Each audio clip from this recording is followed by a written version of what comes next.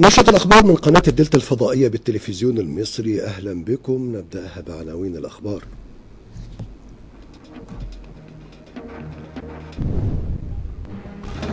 الرئيس السيسي يوجه باستخدام تطبيقات التعليم الإلكتروني وميكنة وسائل التعليم.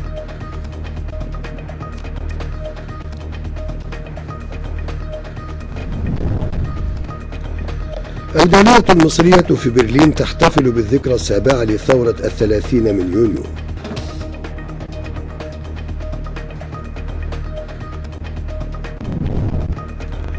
في أجواء يسودها الهدوء والانضباط، أدى طلاب الثانوية العامة امتحان مادة الديناميكا بشعبة علم رياضة.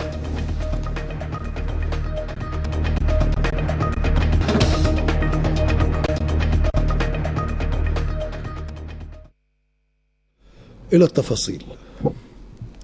وجه الرئيس عبد الفتاح السيسي بالتوجه نحو استخدام تطبيقات التعليم الإلكتروني وميكنة وسائل التعليم، وذلك بالتنسيق بين وزارتي التعليم والاتصالات.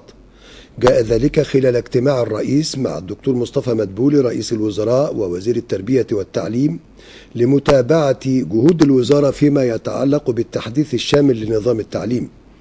وجه الرئيس أيضا بإيلاء أهمية قصوى لبناء الفكر والتربية لدى الأطفال، بما في ذلك التوعية بالفهم الرئيسي للمبادئ التعليمية.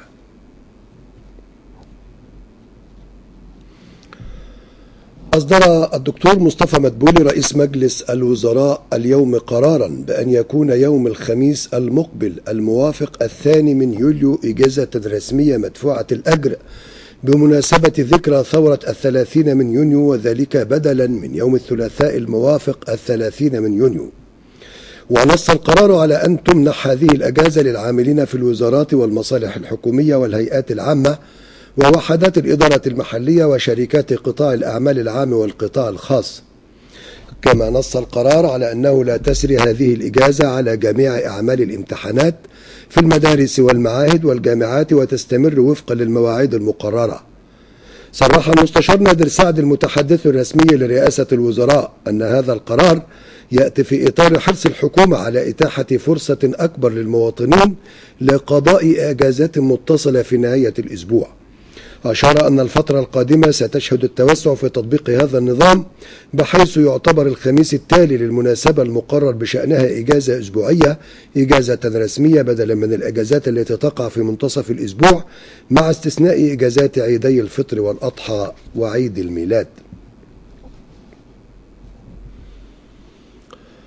استعرض الدكتور مصطفى مدبولي رئيس مجلس الوزراء تقرير الاستثمار العالمي 2020، وهو أحدث التقارير الصادرة عن منظمة الأمم المتحدة للتجارة والتنمية الإنكتاد.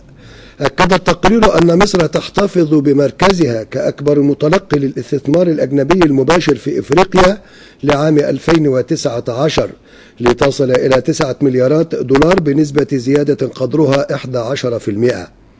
رصد التقرير أن الإصلاحات الاقتصادية التي أجرتها الحكومة المصرية أدت إلى تحسين استقرار الاقتصاد الكلي وتعزيز ثقة المستثمرين في البلاد، مشيرا إلى أنه على الرغم من أن الاستثمار الأجنبي المباشر كان لا يزال مدفوعا بصناعة النفط والغاز، فقد تم الاستثمار في الاقتصاد غير النفطي، لا سيما في الاتصالات والسلع الأساسية والعقارات.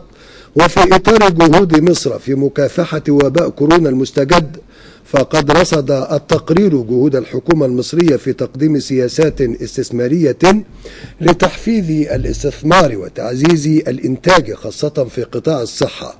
هذا بالإضافة إلى دعم الأنشطة الاقتصادية الأخرى بسياسات منها على سبيل المثال برامج الدعم الفني والتدريب وبناء القدرات وتخفيض أسعار الغاز الطبيعي والكهرباء للاستخدام الصناعي.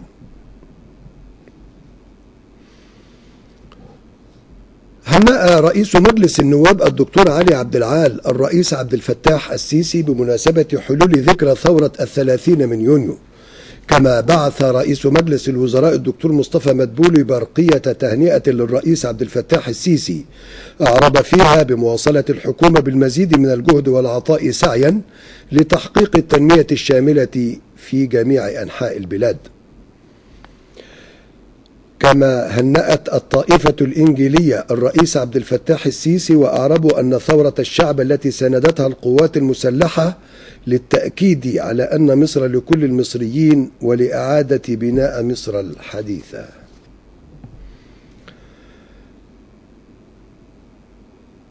كما احتفلت الجالية المصرية بألمانيا بذكرى ثورة 30 من يونيو، حيث تجمع العشرات من المصريين أمام مقر السفارة ببرلين حاملين الأعلام، وأعرب المحتفلون عن تأييدهم للرئيس السيسي في كافة خطواته التي من شأنها تحمي أمن مصر في الداخل والخارج.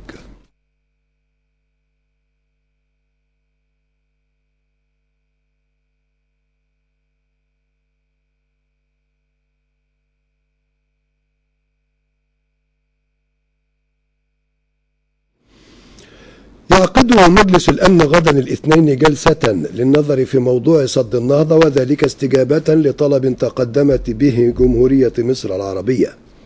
كان رئيس مفوضية الاتحاد الإفريقي قد دعا إلى أنه تم حل أكثر من 90% من القضايا في المفاوضات الثلاثية، وذلك بشأن سد النهضة، ومن خلال لجنة مؤلفة من ممثلين للدول الثلاث وجنوب إفريقيا وشخصيات فنية من الاتحاد الإفريقي ستعمل على حل القضايا القانونية، وستصدر اللجنة تقريرا بشأن التقدم في المفاوضات خلال أسبوع.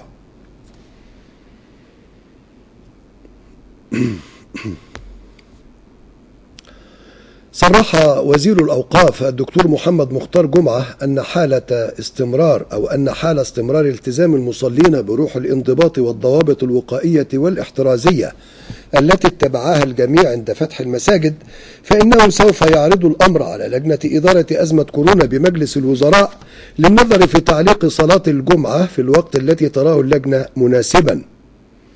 أضاف أن صلاة الجمعة القادمة ستكون بذات الضوابط وقاصرة على مسجد السلطان حسن فقط،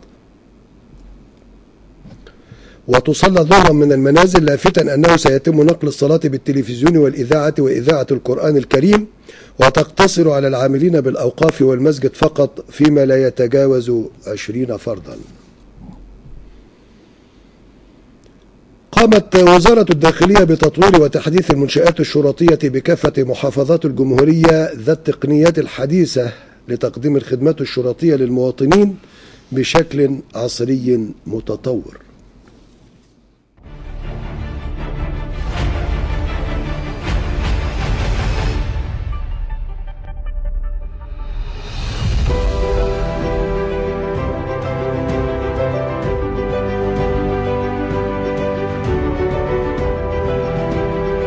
انطلاقة جديدة لعمليات التطوير والتحديث التي تشهدها قطاعات وزارة الداخلية لتشمل الأقسام والمراكز والنقاط الشرطية لتبدو بهذا الشكل الحضاري والجمالي الذي يواكب الطفرة المعمارية والحضارية التي تشهدها البلاد.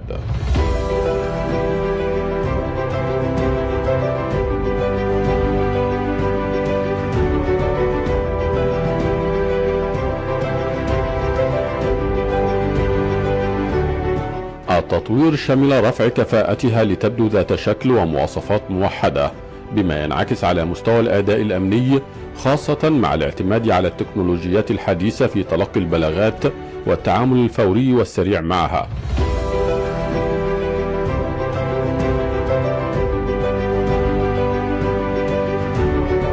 قطار التطوير والتحديث الشامل لكافة قطاعات وزارة الداخلية متواصل، حيث بدأت الوزارة بهذا النموذج، والذي سيتم تطبيقه ليشمل كافة أقسام الجمهورية تباعا حتى يتحقق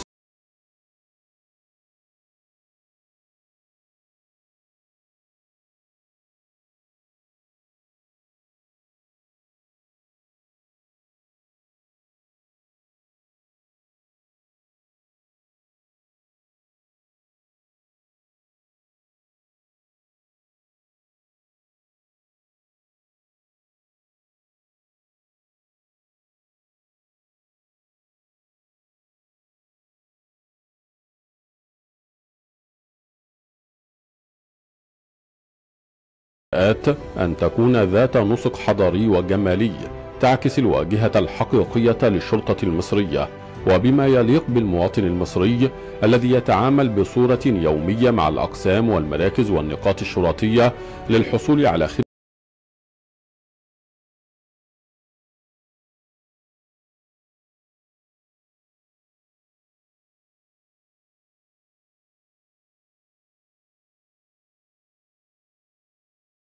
تطوير تلك المنشآت لم يقتصر على الشكل الخارجي والذي اختير له نموذج موحد لتطبيقه، وإنما امتد أيضا إلى جوهر العمل الأمني داخل تلك الأقسام وبما يتفق مع مبادئ حقوق الإنسان.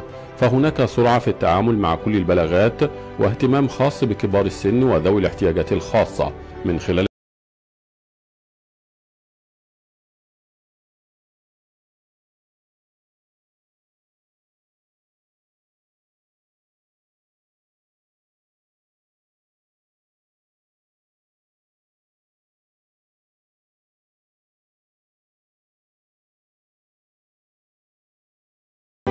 النهارده لما جيت لقيت تطوير جميل في المبنى، في الهيكل، في الاستقبال، حتى استعدادات فيروس كورونا موجوده على البوابه. التطوير الذي شهدته الأقسام والمراكز الشرطية على مستوى الجمهورية والذي يسهم في رفع كفاءة الأداء الأمني أشاد به المواطنون من المترددين عليها، وبما لمسوه خلال الفترة الأخيرة من اهتمام وزارة الداخلية برفع الكفاءة الإنشائية لكافة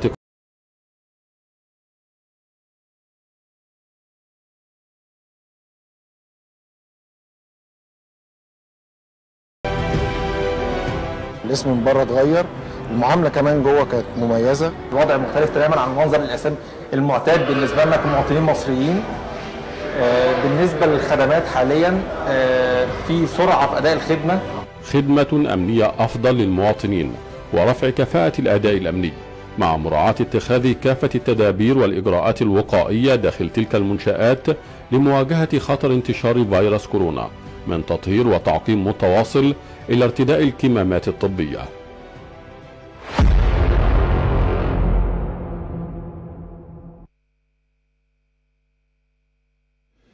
أنباء محافظات الدلتا، نبدأها من محافظة الغربية. في ثالث أيام امتحانات الثانوية العامة ووسط تواجد أمني مكثف، أدى طلاب شعبة علم الرياضة امتحان مادة الديناميكا على مستوى الجمهورية. أعلن الدكتور طارق رحمي محافظ الغربية أن 5362 طالبا وطالبة أدوا الامتحان بواقع 99 لجنة على مستوى مدن ومراكز المحافظة في ظل إجراءات احترازية ووقائية للحد من انتشار فيروس كورونا.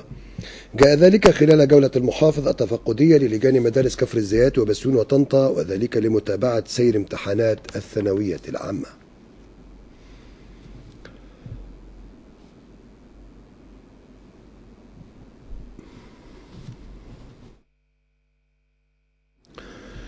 وفي المنوفية أدى اليوم 5248 طالبا وطالبة امتحان مادة الديناميكا بنسبة حضور 98.7%، ورصدت غرفة عمليات الثانوية العامة حالتي اشتباه بكورونا للعاملين باللجان وتم اتخاذ اللازم معهم. كما تم ضبط حالة غش داخل لجنة واحدة وثلاث هواتف محمولة مغلقة، وتم اتخاذ كافة الإجراءات القانونية حيال المخالفين.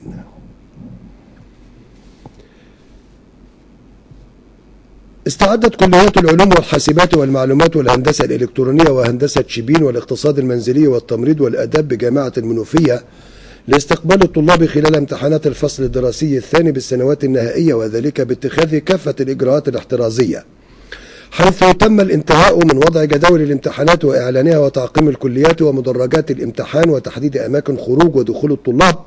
كما تم وضع علامات على أماكن جلوس الطلاب تحقق التباعد الاجتماعي داخل اللجان. التفاصيل في تصريح الدكتور نور السبكي وكيل كلية الآداب جامعة المنوفية. طبعا الجامعة اتخذت إجراءات. أول هذه الإجراءات هو طبعا تخفيف الكثافة في اللجان.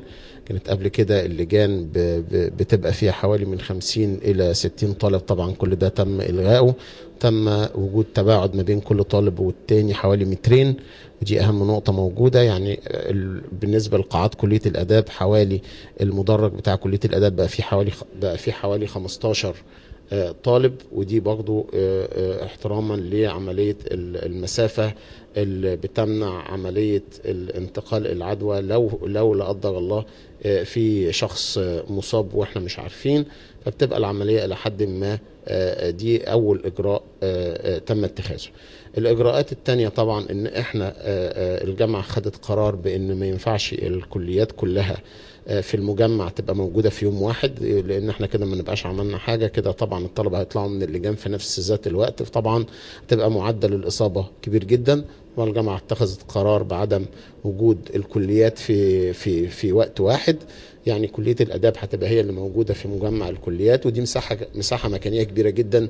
احنا عدد الطلبة في سنة رابعة حوالي 2700 يعني في الحدود دي، ما بتزيدش عن كده. طبعا مع المساحة المكانية الموجودة، فطبعا دي مساحة مناسبة جدا جدا جدا.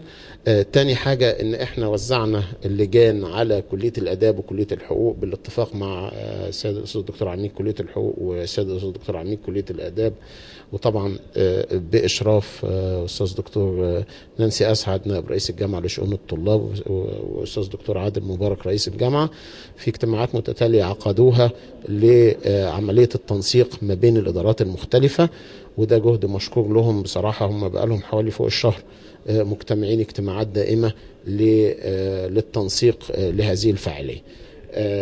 بالنسبة لعمليات التعقيم، طبعا الجامعة وفتنا بكل المواد الخاصة بالتعقيم من أول الكلور إلى آخره، زائد المعدات الخاصة بالرش وبالتعقيم. وبنبدأ في التعقيم في الصباح، طبعا من أول ما الطالب يدخل على بوابة الجامعة هيئة المجمع أو أمدته ببوابات للتعقيم من حضرتك، ولو أنت طالع ممكن تصورها وتشوفها. وبعد كده الطالب مقياس الحرارة، كل طالب مش هيدخل المجمع إلا لما يتم قياس حرارته. لا قدر الله لو في حد حرارته مرتفعة شوية، احنا عاملين حجرات للعزل طبعا، بس عزل مبدئي، لان احنا ما عندناش الناحيه الطبيه ان احنا نقرر اذا كان كورونا او غيره. بعد كده لا قدر الله لو حصل مشكله بتتدخل الاداره الطبيه بالجامعه. يمكن الجامعه مخصصه مكان لاعضاء التدريس والطلاب في كليه الطب. تفقد اللواء إبراهيم أبو ليمون محافظ المنوفية صباح اليوم مشروع محطة معالجة مياه الصرف الصحي بدناصور بمركز الشهداء، والمقام على مساحة 5 أفدنة. يضم المشروع 3 محطات رفع وشبكات انحدار بتكلفة 120 مليون جنيه، ويخدم 3 قرى بإجمالي 30,000 نسمة. تفقد المحافظ غرفة التحكم والتشغيل والمعمل، واستمع لشرح تفصيلي من رئيس قطاع مياه الشرب والصرف الصحي عن مكونات ومراحل تشغيل المحطة التي تعمل بطاقة تصميمية تصل إلى 10,000 متر مكعب في اليوم، ومن المتوقع أن تعمل بطاقة مستقبلية تبلغ 15,000 متر مكعب في اليوم. تقوم المحطة بمعالجة مياه الصرف الصحي ثنائيا، وأوضح المحافظ أن المحافظة بكامل أجهزتها التنفيذية تعمل على إحداث طفرة ملموسة على مستوى الخدمات التي تقدم للمواطنين كافة، وعلى رأسها مياه الشرب والصرف الصحي.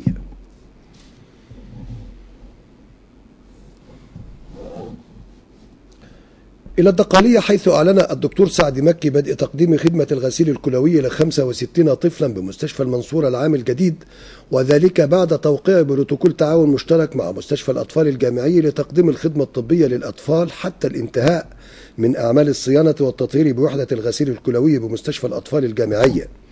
أوضح وكيل الوزارة أنه تم استقبال الأطفال الجدد والترحيب بهم حرصا على التخفيف من آلامهم، كما قدم الشكر للعاملين بقسم الكلى بمستشفى المنصورة الدولي لمجهودهم وتجهيز المكان للأطفال في زمن قياسي. في كفر الشيخ، صرح الدكتور عبد الرازق دسوقي رئيس جامعة كفر الشيخ عن تركيب بوابات الدخول الرئيسية للجامعة وعدد من الكليات ضمن الإجراءات الاحترازية التي تتخذها الجامعة لمواجهة جائحة كورونا.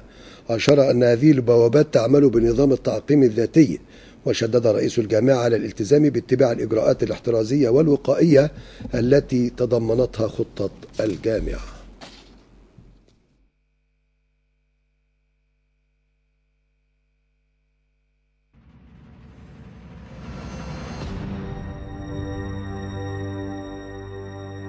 الأخوة والأخوات، لقد أنجزنا خلال أقل من 4 سنوات ونكاد ننتهي من إنشاء ما يقرب من 11,000 مشروع على أرض مصر.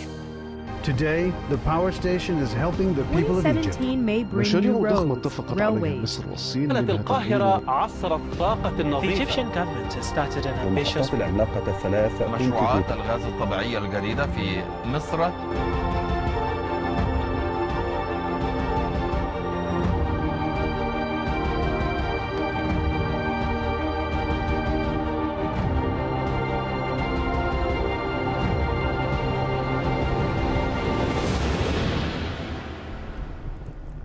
مصر، سنوات العمل والأمل.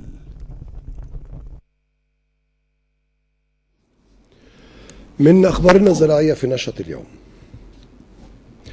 أصدر قطاع الإرشاد الزراعي نشرة بالتوصيات الفنية الواجب اتباعها لزراعة المانجو خلال شهر يوليو، وذلك فيما يخص الري والتسميد ومكافحة الآفات. عزيزي المزارع، الزراعة تصدر نشرة بأهم التوصيات الفنية لشهر يوليو. أصدر قطاع الإرشاد الزراعي نشرة فنية بأهم التوصيات الواجب على مزارع المانجو مراعاتها خلال شهر يوليو.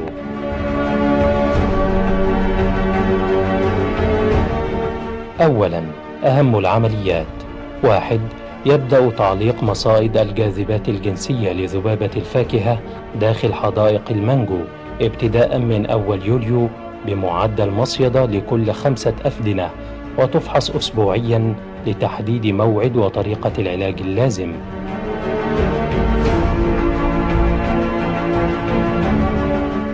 ثانياً، التسميد.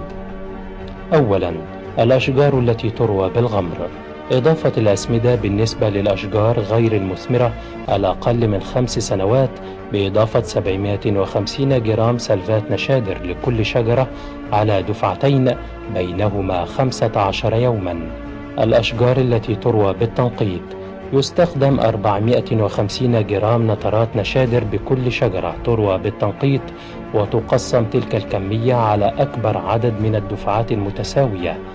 في حالة الأشجار المثمرة وفي سنة الحمل الغزير تضاف الأسمدة خلال شهر يوليو لتنشيط خروج نموات خضرية جديدة تحمل براعم ثمرية للموسم التالي لتقليل ظاهرة تبادل الحمل.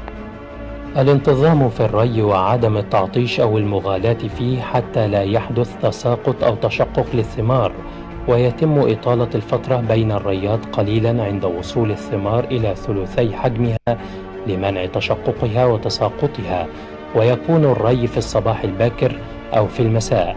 تحتاج شجرة المانجو في شهر يوليو إلى حوالي 100 لتر ماء يوميا.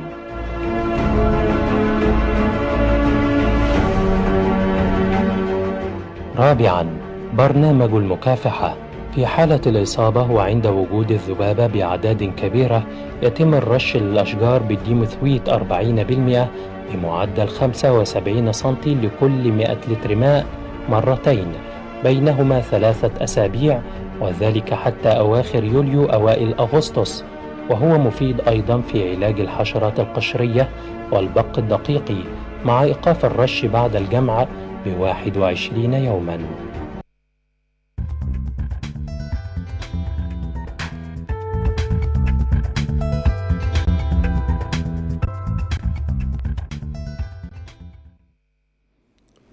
يتوقع خبراء الأرصاد أن يسود طقس مائل للحرارة نهارا لطيف ليلا، كما تظهر الشبورة المائية صباحا والرياح معتدلة، وعن درجات الحرارة المتوقعة غدا بإذن الله على محافظات الدلتا بيانها كالتالي: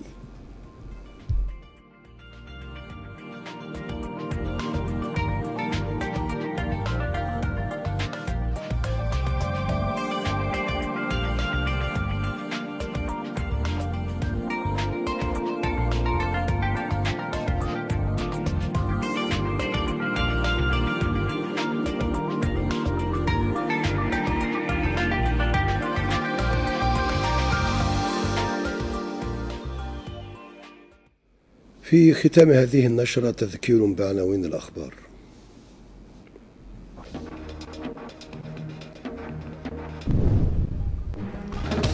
الرئيس السيسي يوجه باستخدام تطبيقات التعليم الإلكتروني وميكنة وسائل التعليم.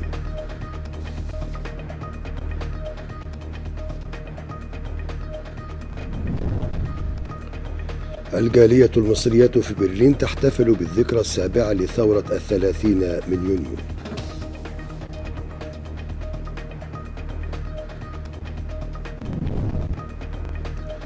في أجواء يسودها الهدوء والانضباط، أدى طلاب الثانوية العامة امتحان مادة الديناميكا بشعبة علم رياضة.